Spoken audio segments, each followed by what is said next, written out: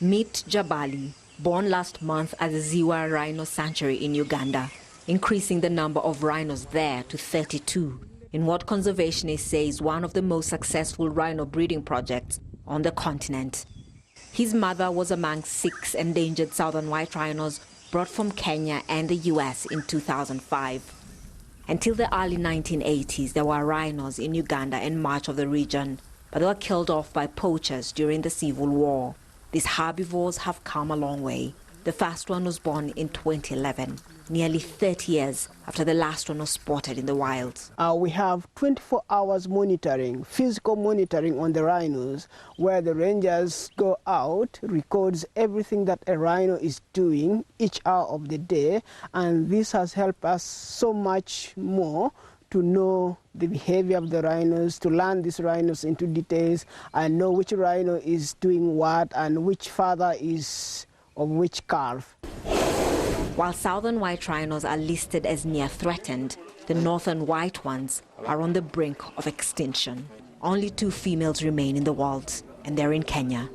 At the Old Pejeta Conservancy in the Central Highlands, scientists extract eggs from Najin and her daughter Fatu. More than a dozen have been retrieved since last year, and 3 embryos created, with sperm preserved from 2 males who have already died.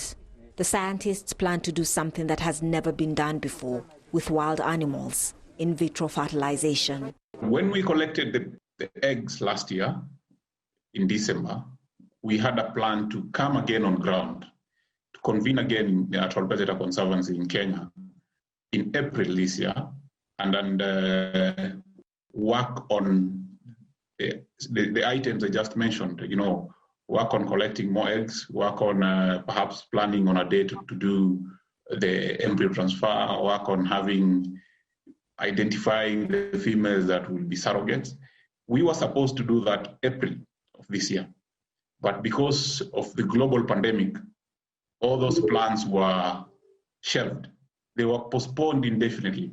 They were hoping to implant the embryos into southern white females this year.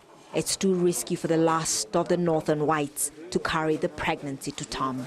As the scientists in Old Pejeta and Germany do what they can to save this species, back in Uganda, the rangers celebrate another birth, Rhoda, born to Laloyo just weeks before Jabali.